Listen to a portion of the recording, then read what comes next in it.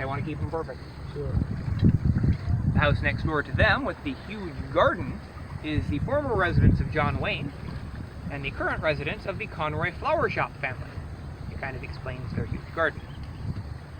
They own about 80% of the flower shops in Southern California, as well as a national flower delivery service. And the final interesting house there at the corner of Bay Shores, you can see a little bit of behind the two mega yachts. We'll be able to see it once they're on the other side, is Nicolas Cage's former house. His favorite house for about 5 years running. And he lived there most of the time for the 5 years that he had it. But after his number of movies that didn't perform very well, he had to sell off properties. Didn't really want to sell this one though, because he liked living here so much. He wanted to choose other houses and keep this one. But what made him decide to lose this one was that as he was trying to choose other houses to sell, somebody jumped off the Pacific Coast Highway Bridge down there. They swam the quarter mile along the docks to the beach next door to his house and broke in. They found the guy hiding in his closet wearing nothing but the leather jacket Nicolas Cage had worn in Ghost Rider and eating a bicycle. Wow. That is something. That made it no longer his favorite house.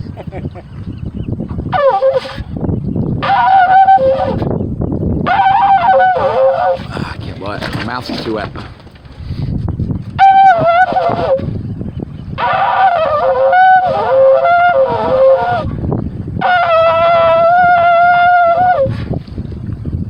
Oh, it might be too windy too. This is from Israel, by the way. It's a Shofar. I just wanted to see how it echoed on the water.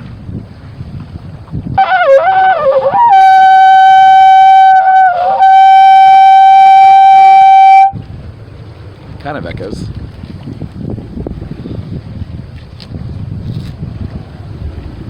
Here in the turning bases where the Navy used to turn their ships around, we've got a couple more of the islands. This one with the 3 palm trees in a row is called Linda Island. It was a peninsula in the harbor until the 1950s when the city decided to dig a canal behind it and turn it into an island. Increased real estate value. Then next door is the Harbor Island, really tall palm trees and bigger houses. This is what's nicknamed our Billionaires Island. It's the second one the Navy built. But nowadays the houses there start at about $20 million. All the way up to the most expensive piece of property on the harbor is the house at the far left, with the row of trees cut off flat at the top. That went up for sale on Memorial Day for $59.9 million. Wow. After taxes, that's a $60 million house.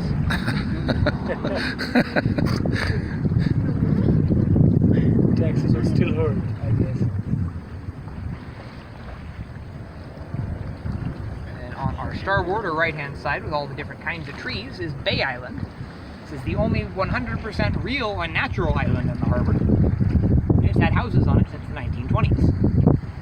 Because it's had houses on it since the 1920s and they haven't changed the layout, it is the only island in the harbor that doesn't have any streets, cars, or garages on it.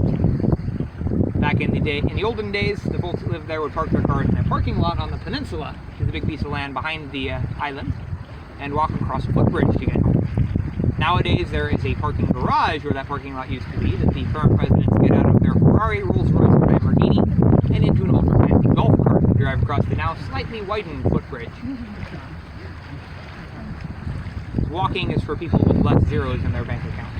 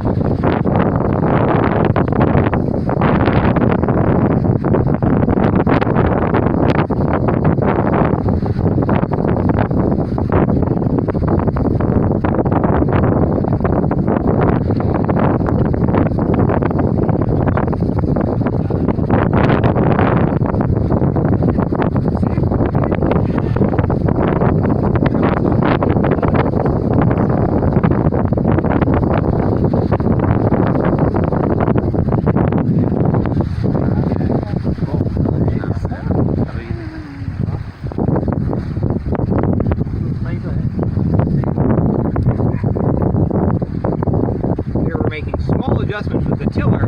Whenever the wind pulls us over a little bit further, we want to turn towards the wind. So we have to pull the tiller towards the wind as well, which makes us turn back down and keep going straight. That's all you're doing? pretty much. If we change angle to the wind too much, I'll pull the sails in more. But right now I'm pretty much just keeping the boat on a steady course. We've adjusted the sails to the optimal angle for the wind. It can go a little bit further out. This too? That one's almost all the way out. Could go maybe another 2 inches. Okay. Now the one in the front's in kind of tight, but it's not getting any wind.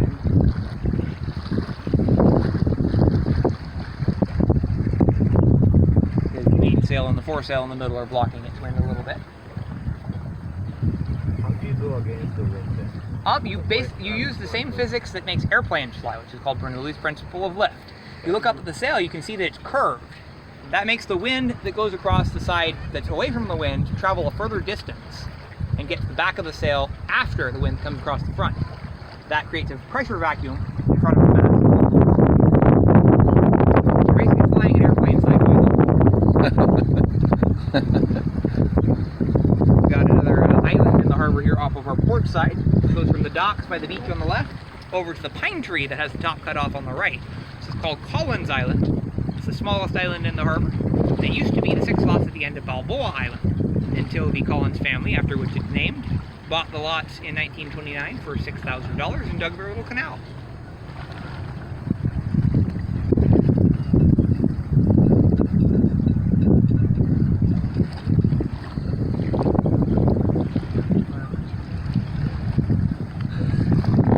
Can we go around to see what is inside? Yeah. Going down that ladder, I'd recommend taking the first step forward, just holding the edges of the hatch for support, then turn around backwards and use the handrails on either side of the ladder to go down. This is a bit of a steep ladder.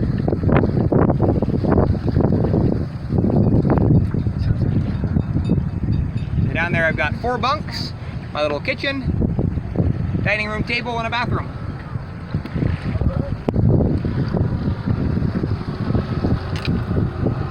Next island on our left-hand side is the Balboa Island, and where in the 1940s they invented the chocolate-covered frozen banana as a dessert. All the little ice cream shops on the island claim to have been the original inventors of it. They kind of do, because the same family owned all of the ice cream shops on the island in the 40s when they invented the dessert. So they all belong to different folks nowadays. We've also got the Balboa Island ferry boat crossing here, where we have 3 boats that carry 3 cars and up to 30 people back and forth at a time. Cuts out about 8 miles worth of driving. During the worst traffic of the summer, it can save you up to 1 hour and 45 minutes. But during this time of year's traffic, it'll take about 15.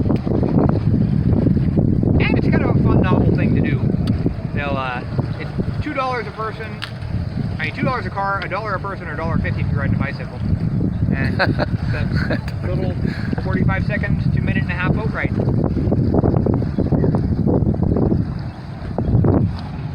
Been owned and operated by the Beek family since it first opened in the 1950s. And the boats are just very well built and very well maintained. Another thing that's been here since the 50s is the Balboa Fun Zone, a little carnival on our right-hand side. So the only original ride there is the big Ferris wheel. It's actually able to go a lot quicker than most of the Ferris wheels at carnivals and festivals and things, because it has only been put together once and is guaranteed to not be missing any bolts. A lot of people think that it goes really, really fast for a Ferris wheel, but that's how fast they can go if they're put together correctly. And we've got the the Balboa Pavilion building, which is this big one with its pole and flag on top. That is what used to be a swing dancing hall, built in 1933, one of the biggest and oldest buildings in the harbor. It's now the Harborside Restaurant and Grand Ballroom, which gets rented out pretty frequently for weddings and banquets, school dances and such. It's a restroom. Yes. So I see a knob on the side. I have not seen that. Flush it, basically use the bathroom like normal. Okay. Then to flush, the handle on the right-hand side gets pulled up and down to operate the pump. There's a switch on top of that. You take the switch it to the left, which is towards the picture of water in the toilet, pump a couple times so water flows through, then switch it back to the right with the picture of no water in the toilet, and pump until there's no more water. If that sounds a little bit too complicated, Google flushing a manual Jabsco toilet. Okay. Or flushing Jabsco boat toilet.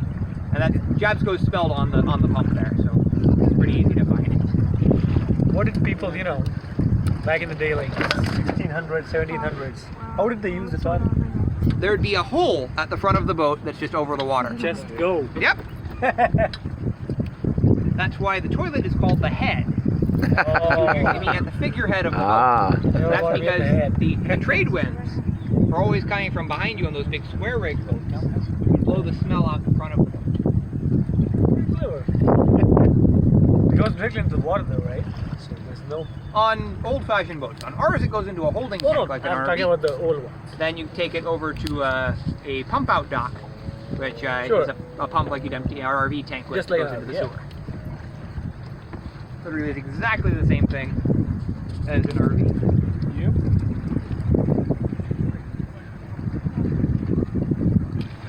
How far can we go up to?